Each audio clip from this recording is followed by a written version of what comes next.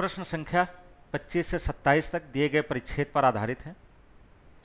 परिच्छेद वैश्विक वित्तीय संकट की बात करता है और तत्पश्चात इस समस्या पर, इस बिंदु पर, इस विषय पर विचार करने के बाद प्रश्न पूछा गया है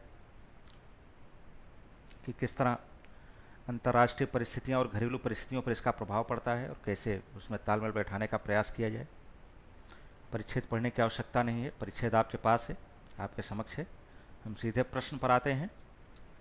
प्रश्न संख्या 25, दो कथन दिए गए हैं और आपको यह बताना है कि दोनों में से कौन सा कथन सही है, या दोनों ही कथन सही है, या दोनों ही कथन सही नहीं है। कथन 1, अंतर्राष्ट्रीय फोरमों में बातचीत का मुख्य लक्ष्य घरेलू अधिनियम को वैश्विक अधिनियमों के अनुकूल करना है।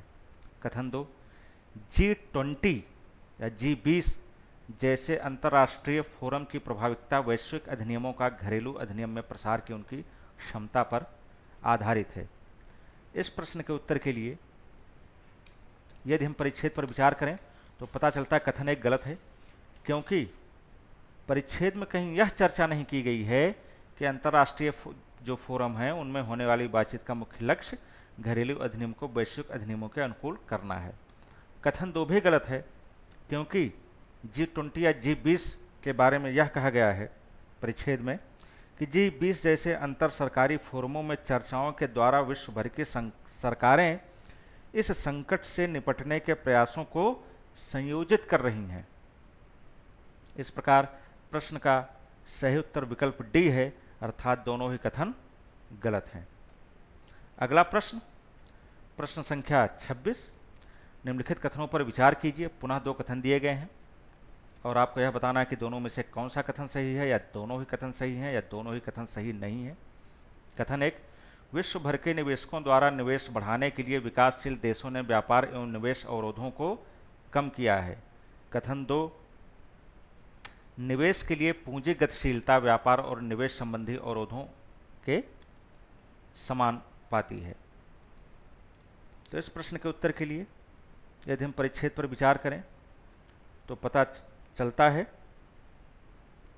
कि कथन 1 गलत है, क्योंकि परिच्छेद में यह चर्चा नहीं है कि विश्व भर के निवेशकों द्वारा निवेश बढ़ाने के लिए विकासशील देशों ने व्यापार एवं निवेश अवरोधों को कम किया है। परिच्छेद में विश्व के देशों की बात की गई है, निवेशकों की बात नहीं की गई है कि विश्व के देशों ने व्यापार और निवेश संबंधी बाधाओं को कम करने के बारे में जो भी प्रयास किया है। कथन 2 गलत है, क्योंकि गतिशील पूंजी और व्यापार और निवेश जैसे अवरोधों के बारे में परिच्छेद में यह कहा गया है कि जैसे विश्व भर की सरकारों ने अपने अपने अंतर्राष्ट्रीय व्यापार को बढ़ाने का प्रयास किया तथा अपने अपने घरेलू बाजारों में अधिकाधिक निवेश आकर्षित किया, उन्होंने सर्वप्रमुखता से व्यापार और निवेश की बाधाओं को कम किया। यद्यपि इससे निवेश हेतु पूंजी की अधिक गतिशीलता सुनिश्चित हुई, साथ ही बिल्कुल स्वाभाविक रूप से इसने सरकारों की तुलना में निवेशकों की शक्तियां बढ़ाईं। तो इससे पता चलता कथन 2 भी गलत है। दोनों कथन गलत हैं, इसलिए प्रश्न का सही उत्तर विकल्प डी है। अगला प्रश्न कि इस परिच्छेद में लेखक का मुख्य मुद्दा क्या है, अर्थात इस परिच्छेद का केंद्र बिंदु क्या है, इसके मुख्य कौन सा विषय उठाया गया मुख्य रूप से। 4 विकल्प दिए गए हैं सीधे सीधे। विकल्प ए, निवेश हेतु उच्च गतिशील पूंजी की आवश्यकता। विकल्प बी, घरेलू बाजार में वैश्विक अधिनियमों का आविर्भाव। विकल्प सी, वैश्विक वित्तीय संकट का मुद्दा। विकल्प डी, वैश्वीकरण की प्रक्रिया। इस प्रश्न के उत्तर के लिए यदि हम परिच्छेद पर विचार करें तो पता चलता है कि विकल्प बी प्रश्न का सही उत्तर है, क्योंकि पूरे परिच्छेद में घरेलू बाजार में वैश्विक अधिनियमों का आविर्भाव, उसका प्रभाव या उसके साथ तालमेल बैठाने की बात की चर्चा की गई है कि वित्तीय संकट से कैसे निपटा जाए वैश्वीकरण की इस दौर में। तो प्रश्न का सही उत्तर विकल्प बी है।